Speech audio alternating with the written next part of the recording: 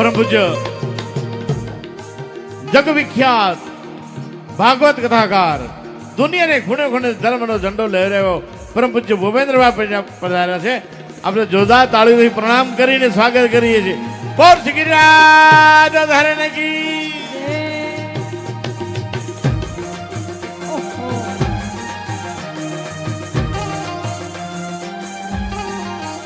प्यारे वल्लभ की जय, प्यारे विठल की जय, प्यारे वल्लभ की जय, प्यारे विठल की जय.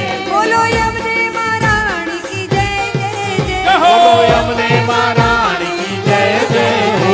राधे रानी की जय, महारानी की जय, राधे रानी की जय, महारानी की जय. बोलो बरसाने वाले की जय जय जय, बोलो बरसाने वाले की जय जय हो. राधे रानी की जय, प्यारे विठल की जय, प्यारे वल्लभ की जय, प्यारे विठल की जय.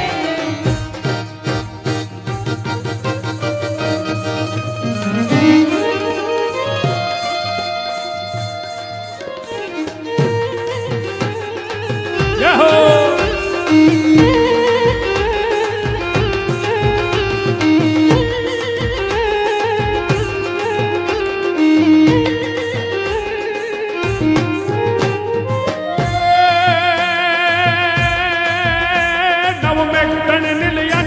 મારા ઢેડુર ને જગાટ કરે મારા લોચન મામદ ઘેન ભરે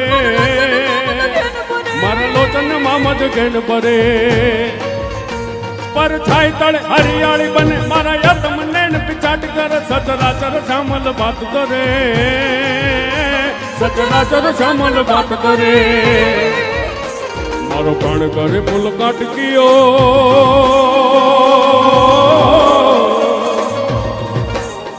મારો પ્રાણ કરે ફૂલ કાટકીઓ પતરાઈ સારી વન રાખ અરે ઓલો મેઘિયા છાડી લો આજ મારે દોઈ નેણની લાંજન ઘેન પરે મન મોર બની તન ગાટ અરે મન મોર બની તન ગાટ મારું મન મોર બની તન ગાટ કરે મારું मोर बनी तने गाट करे, मोर बनी तने गाट करे, मोर बनी तने गाट करे, मोर बनी तने गाट करे.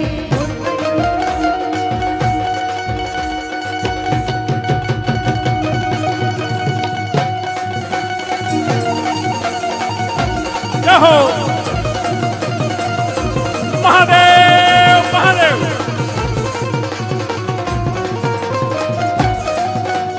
ઊંચે ઊંચે મંદિર તેરે ભોલેનાથ ઊંચા હે તેરા धाम ओ कैलाश के निवासी भोले बाबा हम करते हैं तुम्हें प्रणाम नगर में जोगी आया होया के अलग जगाया और जब है तेरी माया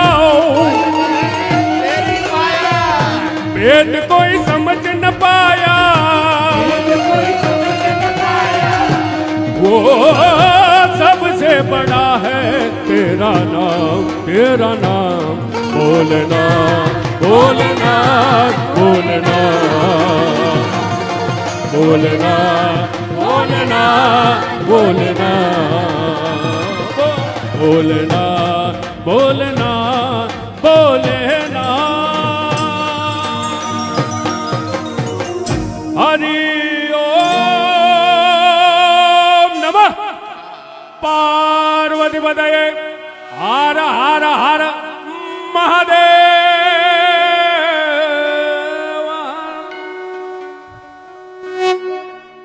વાહ ભાઈ વાહ વાહ. એક શુભ ચિંતક તરફથી 2501 રૂપિયા આવે છે અને બીજું ભિવંડી માટેની બસ 8:30 વાગ્યાની આસપાસ ઉપડશે. બરાબર. અને પૂજ્ય ભૂપેન્દ્રભાઈ આપ જુઓ ને એટલે સુખદેવજીના દર્શન થાય ભલા માણસ. ખૂબ કથાઓ મેં તૃપ્તિબેને માણી, ખૂબ માણી અમે લોકોએ.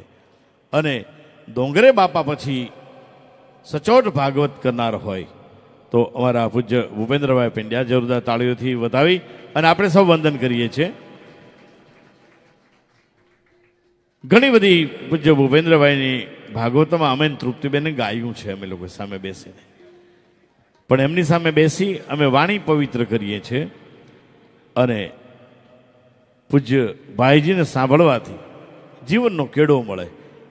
અને હર્ષદભાઈ, સમાજને માટે તમે એકાદ વાર ભાગવત કથા રાખો, તમને ખ્યાલ આવશે કે 8 દિવસની જ્ઞાન ગંગા. હા બસ, તો વાહ ભાઈ વાહ, બોલ શ્રી ગિરિરાજ ધારણ કી.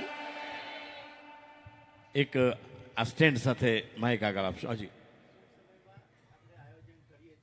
વાહ ભાઈ વાહ, વાહ વાહ ભાઈ વાહ. જ્યાં જ્યાં ભાગવત વંચાય છે ને ત્યાં હું ને તમે નથી જોઈ શકતા એવા કંઈક જીવાત્માઓ જેને મોક્ષની પ્રાપ્તિ થતી હોય છે. આપણે ત્યાં તો પોથી માથે આમ લેવાય, હે ભાગવત કથા માથે લઈને પોથી લઈને નીકળીએ છીએ પોથી યાત્રામાં. વિચાર કરજો, જેને જેને પૂછો, જેને માથે ભાગવતજીને પધરાવ્યા છે ને એ પછી એના વિચારો બદલી જશે. એ આ ભારત દેશમાં, અને એ ભારત દેશનો ઝંડો પૂજ્ય ભૂપેન્દ્રભાઈ સમગ્ર વિશ્વની અંદર દુનિયાનો કોઈ ખૂણો જ બાકી નથી. અને ગીતા પર પ્રવચન હોય, કોઈ પણ સબ્જેક્ટ તમે ધર્મનો આપો, કોઈ પણ સબ્જેક્ટ, તમને એમ થાય કે નહીં અહીં બેઠા પછી હવે અહીંથી ઊભું નથી થવું, બરાબર ને? માણસો ઘડિયાળ જોવાનું બંધ થઈ જાય, ભૂલી જાય. આવો જી પ્લીઝ. અને પૂજ્ય ભાઈના વચનો સાંભળીએ. પૂજ્ય ભાઈ શ્રી ભૂપેન્દ્રભાઈ પંડ્યાથી તો સૌ પરિચિત છે. એમના વિશે બોલવા માટે હું ખૂબ નાનો છું, ઉંમરથી તો ખરો જ પણ જ્ઞાનથી પણ. તેમની રામાયણ અને મહાભારતની વિશેની સમાજ અલૌકિક છે. તેમના પ્રવચનો દ્વારા જે આધ્યાત્મિક માર્ગદર્શન નવી જનરેશનને મળી રહે છે તે અભૂતપૂર્વ છે. ભાઈશ્રી સારા વક્તા તો છે જ, પણ ઉત્તમ વ્યક્તિ છે જેનો ખત્રી પરિવાર ખૂબ સાક્ષી છે. આવો પૂજ્ય ભાઈ શ્રી ભૂપેન્દ્રભાઈ, તમારી વાણીથી વિશ્વકર્મા સમાજને, જ્ઞાતિજનોને ધર્મ રંગી દો. માનનીય આચાર્ય પવન ત્રિપાઠીજી આવ્યા છે, જે બીજેપી મુંબઈ જનરલ સેક્રેટરી તથા સિદ્ધિવિનાયક મંદિર ચેરિટેબલ ટ્રસ્ટના ખજાનચી છે. એમનું 5 મિનિટ બેસીને આપણે પછી સન્માન કરીએ. ભૂપેન્દ્રભાઈને સાંભળીને એમનું સન્માન કરીએ. વિશ્વાનિ દેવ સવિતર્દુરિતાનિ પરાસુવ યદ્ભદ્રં તન્ન આસુવ. શ્રી વિશ્વકર્મા ભગવાન કી, શ્રી કૃષ્ણ કનૈયા લાલ કી. અહીંયા આવતી વખતે મને અતુલભાઈએ કહ્યું કે સવારથી એટલો સરસ ઉત્સવ, આનંદ સાથે બપોરનો પ્રસાદ, અત્યારનું એ જમણવાર બધું છે, પણ જય બોલો છો એના પરથી લાગતું નથી કે તમે બપોરે જમ્યા હો સર. શ્રી લક્ષ્મી નારાયણ દેવ કી.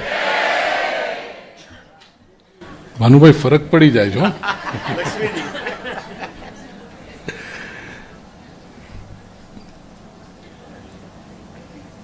આદરણીય ટ્રસ્ટીઓ, ખાસ કરીને તુષારભાઈ અને સમગ્ર ટ્રસ્ટી મંડળ, આ ઉત્સવ કમિટીના ફાલ્ગુનીબેન અને એમની આખી કમિટી, स्वयंसेवकों, हमारे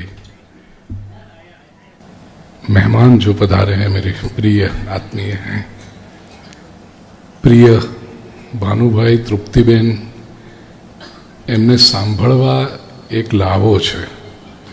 અને વર્ષોથી બીજી બધી વસ્તુ હોય ને, તમે જુઓ કોઈ ગાયન હોય કેવું હોય, એ બધા ગરમ ભજીયા જેવા હોય, આવે મહિનો 1.5 મહિનો પેલું શું વાયરલ થાય આજની ભાષામાં કહીએ તો, અને પછી કંટાળો આવે કે બહુ સાંભળ્યું. પણ તૃપ્તિબેન, જેમને માટે કહેવાય કે જેના ગળામાં કોયલે ટૌકા બાંધ્યા છે અને માળો બાંધ્યો છે, અને ભાનુભાઈની પ્રસ્તુતિ છેલ્લા 30 વર્ષથી હું સાંભળું છું અને ન તૃપ્તિ થાય છે ન એમ થાય કે ભાનુનો તાપ લાગે છે, ભાનુની શીતળતા જ લાગે. નિત્ય નૂતન એમની પાસેથી પ્રાપ્ત થયા કરે એવા આપણે સૌ. અને બીજું એક કહું તુષારભાઈ, વર્ષો પહેલા અહીંયા 2-3 કથાઓ થઈ છે વિશ્વકર્મા બાગમાં, પણ આજે હું આવ્યો ને ત્યારે આખું જાણે કોઈ જુદી જ જગ્યાએ આવતો એવું લાગે. એ આ સુંદર આપે જે નૂતનીકરણ કરી આખું રૂપાંતરણ કરી દીધું, ક્રાંતિક આજના યુગ પ્રમાણે જે જોઈએ. પહેલાં આપણું ટિપિકલ વાડી એટલે એ હતું, પણ હવે જે નવી પેઢી આવે એને જે સગવડો જોઈએ ને એ બધું સુંદર આપે કહ્યું છે. જે લોકોએ આ સત્કર્મમાં તન મન ધનથી સાથ આપ્યો હોય એના પર ભગવાન વિશ્વકર્માની કૃપા ઉતરે એવા આશીર્વાદ. માત્ર 5 જ મિનિટ માટે કહીશ. ભાઈએ જે વાત કરી કે કથાનું આયોજન કરવું છે, વિચારો જોઈએ છે. પ્રશ્ન એક થાય નવી પેઢીને કે આજના યુગમાં ધર્મની જરૂર ખરી? Isn't it old fashion to be religious?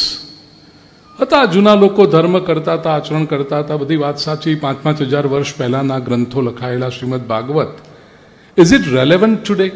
આજના યુગમાં જોઈએ. અમે તો કેટલા ભણેલા ગણેલા થઈ ગયા અને અમારી પાસે આખું ગૂગલ આવી ગયું. આંગળીના વેઢે જે કંઈ શોધવું હોય તમે શોધી દઈએ અને બધું કરીએ. શું ધર્મની જરૂર છે? આ નવી પેઢી પ્રશ્ન પૂછે છે.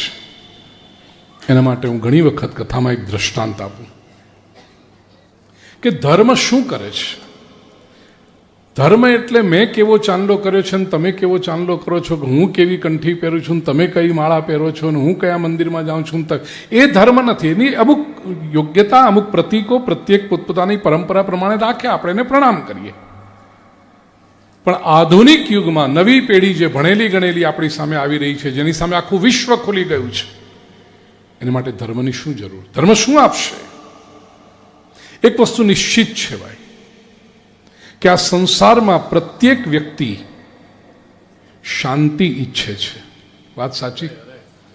અહીંયા બેઠેલો કોઈ વ્યક્તિ એવું છે કે ગુરુજી એવું કંઈક કરો ને કે શાંતિ ન થાય?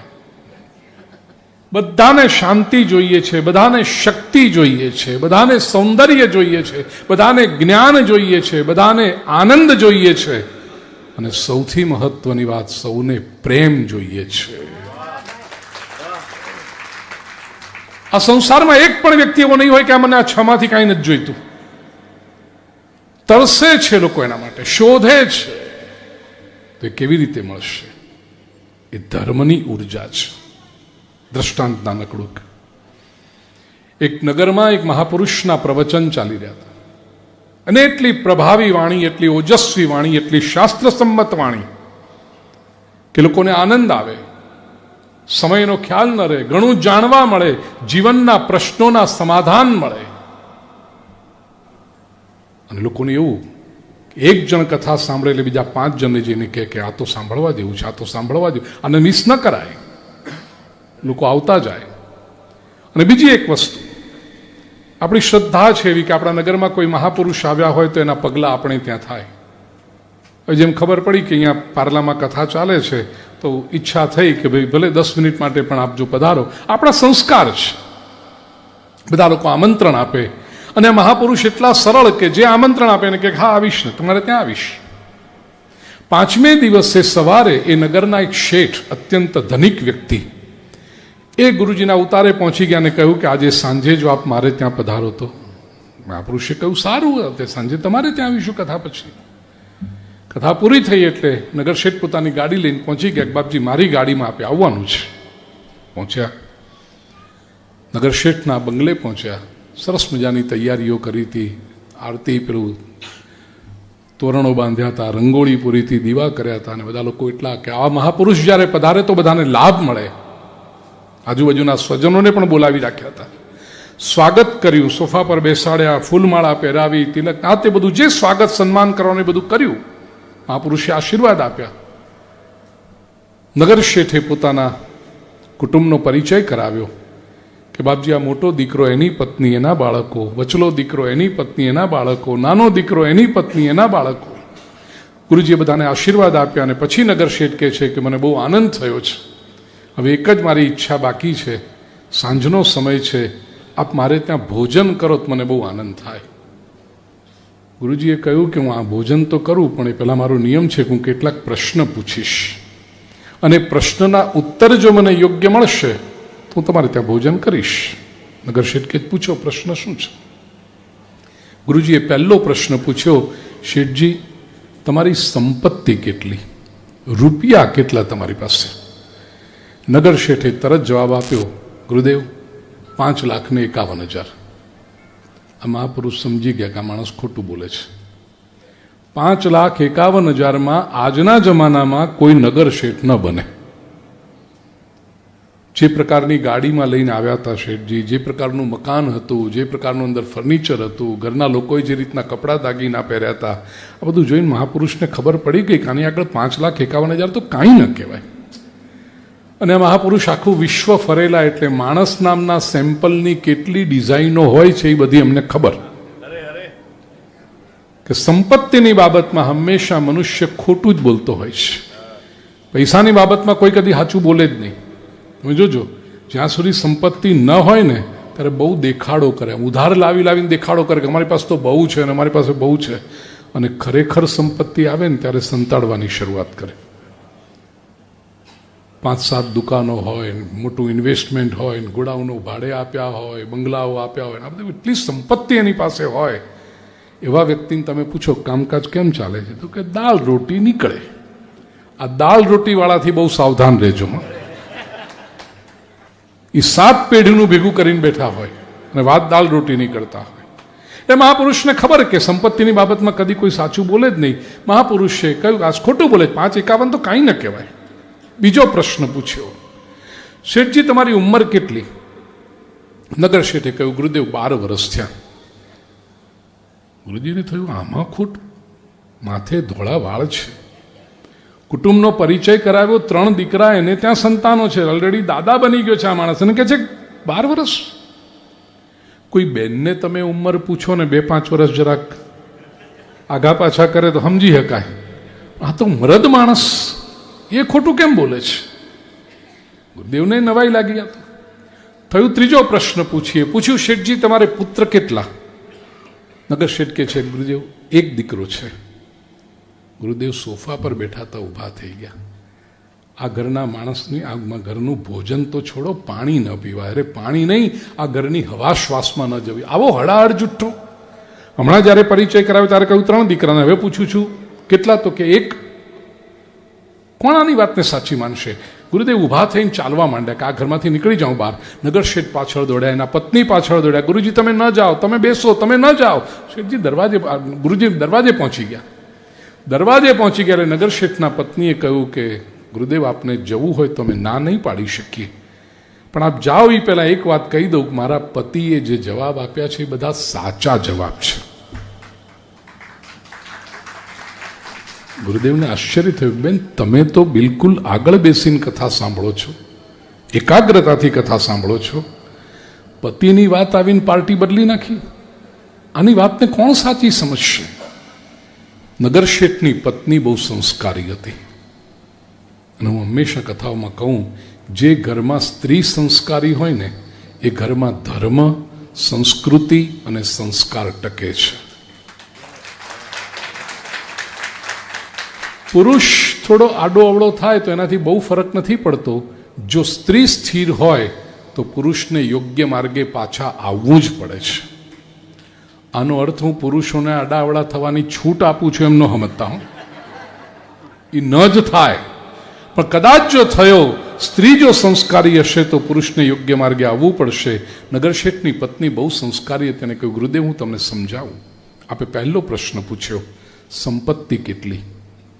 લાખો રૂપિયા કમાઈએ છીએ અને લાખો વાપરીએ પણ છીએ, પણ એ જે લાખો આવ્યા અને વાપર્યા એમાં અત્યાર સુધી અમે ધર્મને માટે, આપ જેવા સંતો મહાપુરુષોની સેવાને માટે, સમાજની સેવાને માટે, માનવ સેવાને માટે, જીવદયાને માટે અમે જે સંપત્તિ વાપરી હતી ગઈકાલ સુધી 5 લાખ હતા.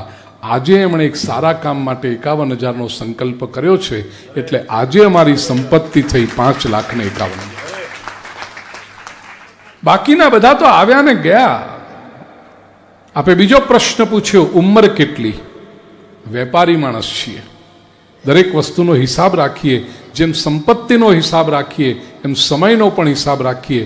થયા છે 62 વર્ષ, દીકરાને ત્યાં દીકરાઓ છે, પણ આ 62 વર્ષની ઉંમરમાં જેટલો સમય અમે ધર્મને માટે, આપ જેવા સંતો મહાપુરુષોની સેવાને માટે, સમાજ સેવાને માટે, માનવ સેવાને, જીવદયાને માટે વાપર્યો, એ સમય થયો છે 12 વર્ષ, જે મારું સાચું આયુષ્ય છે. બાકી તો પશુ પંખીઓ પણ જીવે છે. કાકોપી જીવતી ચિરાય બલિંચ ભૂંગતે. કાગડો એ જીવે છે ને પેલું વાય સહ કરી નાખ્યું, ખાઈ જાય છે. ત્રીજો પ્રશ્ન, પત્નીએ પોતાના પતિ સામે જોઈને કહ્યું કે આ જવાબ તમે દો, હું નહીં દઈ શકું, હું માં છું. નગર શેઠ કે છે, ગુરુદેવ દીકરા તો 3 છે, પણ આપે પ્રશ્ન પૂછ્યો પુત્ર કેટલા, જોઈ લો આપ. મોટા દીકરાને બૂમ પાડી, રમેશ. અંદરથી અવાજ આવ્યો, બૂમાબૂમ કરશો નહીં, સમય નથી. વચલા દીકરાને બૂમ પાડી, મહેશ. મહેશે કહ્યું, નોકરને મોકલું છું, જે કામ કરવું એ કરાવી લ્યો. સૌથી નાના દીકરાને બૂમ પાડી, ભરત. ભરત દોડતો આવી પિતાની સામે 2 હાથ જોડીને ઉભો રહ્યો, પિતાજી બોલો, હું આપની શું સેવા કરું? નગર શેઠે ગુરુજીને કહ્યું, ગુરુદેવ દીકરા 3 પણ પુત્ર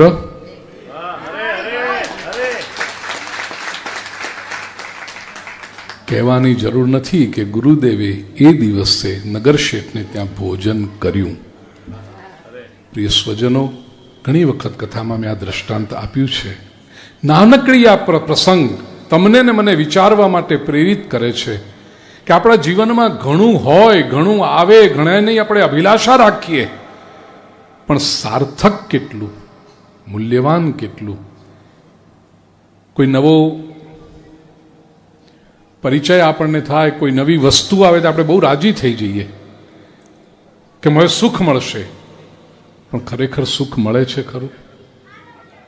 તમે નવી ગાડી લાવો, નવો મોબાઈલ લાવો, કોઈક નવું સાધન, નવું કપડું, નવો દાગીનો ખરીદો, તમને એમ થશે કે સુખ મળી જશે, પણ પછી એમાંથી જ દુઃખ આવતું હોય છે. ટીવી ચાલે નહીં, ગાડી બગડે, મોબાઈલ અટકી જાય. પ્રયત્ન તો આપણે બહુ કર્યો, લીધા પહેલા 10 જણને પૂછ્યું હોય, પણ પછી જ્યારે ન ચાલે ત્યારે આપણે શું ફરિયાદ કરીએ? આવું નહોતું ધાર્યું. સુખને બદલે જ્યારે દુઃખ આવે ત્યારે આપણો આજ હોય ને, આવું નહોતું ધાર્યું. દુઃખી લોકોનો જો દેશ અલગ બને ને તો એનું નામ હોય દુઃખીસ્તાન. એનો ઝંડો કાળો હોય અને એનું જે રાષ્ટ્રગીત હોય એની પહેલી પંક્તિ હોય, ક્યા સોચા થા ક્યા હો ગયા. શું ધાર્યું તું, શું થઈ ગયું? આ દુઃખી લોકોનું રાષ્ટ્રગીત. જ્યારે જ્યારે આપણને જીવનમાં સમસ્યા આવે ત્યારે આપણે એમ જ કહીએ છીએ. કોઈ માણસ જ્યારે થાય, ઓ માણસ શરૂઆતમાં કેવો લાગ્યો હતો, નવો પરિચય થયો ત્યારે કેવું થયું હતું, હવે જુઓ કેવું થઈ ગયું. હું લગ્ન કરેલાઓની વાત નથી કરતો.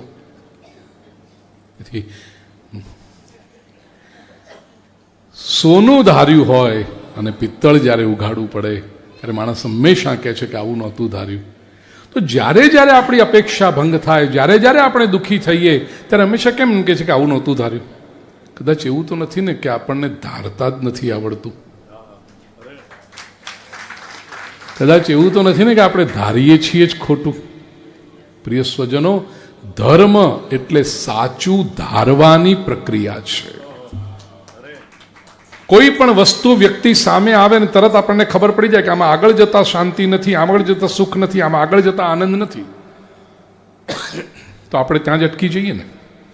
દુઃખ ક્યારે થાય છે? સુખ લાગે છે અને પછી દુઃખ આવે છે. તો એ ધર્મ છે, આપણને સાચું ધારતા શીખવે છે. ધાર્મિક વ્યક્તિ, પ્રિય સ્વજનો, એની પાસે આ દ્રષ્ટિ આવી જાય છે. શાસ્ત્ર, સંત, સદગુરુ, સત્સંગ આપણને આ દ્રષ્ટિ આપે છે. એટલા માટે ધર્મની આવશ્યકતા છે. શ્રીમદ ભાગવત, રામાયણ, ભગવદ્ ગીતા, શિવકથા, દેવી ભાગવત, જે ગ્રંથોનું તમે અધ્યયન કરો, આ ગ્રંથમાંથી આ દ્રષ્ટિ પ્રાપ્ત. વાર્તાઓ તો બધાને ખબર છે, આ દ્રષ્ટિ આપણે પ્રાપ્ત કરીએ એટલા માટે સત્સંગ છે. આવો સત્સંગ નિરંતર આપ કરતા રહો, ધર્મની દ્રષ્ટિ જાગૃત થાય અને જીવનમાં ક્યારેય પસ્તાવાનો વારો ન આવે, ક્યારેય દુઃખી થવાનો વારો ન આવે. શાંતિ, આનંદ, પ્રસન્નતા, જ્ઞાન, પ્રેમ આ તમારો સ્થાયી ભાવ બને એવી ભગવાનના ચરણોમાં પ્રાર્થના કરી મારી વાણીને વિરામ આપું. શ્રી કૃષ્ણ કનૈયા લાલ કી.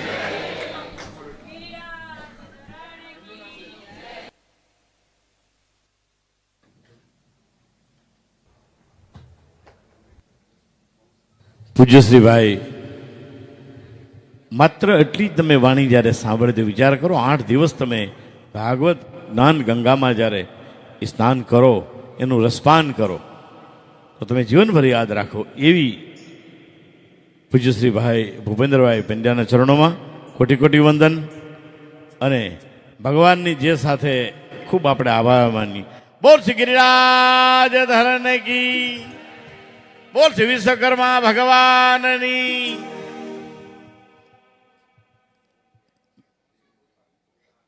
તુષારભાઈના આમંત્રણને માન આપીને, તુષારભાઈ ભારતીય જનતા પાર્ટીમાં ખૂબ અગ્રેસર જે કામ કરી રહ્યા છે, ત્યારે કંઈક મહેમાનો જે પધાર્યા છે, મેં કીધું બેન ડેપ્યુટી કલેક્ટર છે, બરાબર ને?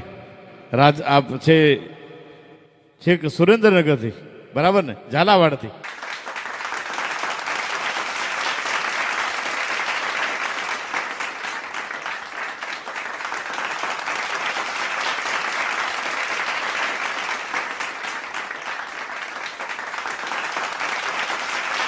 प्यारे वल्लभ की जय, प्यारे विठल की जय, प्यारे वल्लभ की जय, प्यारे विठल की जय, बोलो यमुने महारानी की जय जय जय, बोलो यमुने महारानी की जय जय हो, राधे रानी की जय, महारानी की जय, राधे रानी की जय, महारानी की जय, बोलो बरसाने वाले की जय जय जय, बोलो बरसाने वाले की जय जय, प्यारे वल्लभ की जय, प्यारे विठल की जय, प्यारे वल्लभ की जय, प्यारे विठल की जय, बोलो यमुने महारानी की जय जय जय, बोलो यमुने महारानी की जय जय हो, राधे रानी की जय, महारानी की जय, राधे रानी की जय, महारानी की जय, बोलो बरसाने वाले की जय जय जय, बोलो बरसाने वाले की जय जय हो, राधे रानी की जय, प्यारे विठल की जय। प्यारे वल्लभ की जय. નમસ્કાર દર્શક મિત્રો, જય વિશ્વકર્મા. આપે અમારો આ વિડીયો જોયો, કેવો લાગ્યો? અમારી ચેનલ વિશે આપના અભિપ્રાય અમને દર્શાવેલ નંબર પર મોકલી આપવા વિનંતી. અને વિશ્વકર્મા વંશજ ન્યૂઝ ચેનલને લાઈક, શેર અને સબસ્ક્રાઇબ કરવાનું ના ભૂલશો. અને આપના વ્યવસાયની જાહેર ખબર આપી અમારો ઉત્સાહ વધારવા વિનંતી. હું ભાવિશા મિસ્ત્રી, વિશ્વકર્મા વંશજ ન્યૂઝ, અમદાવાદ.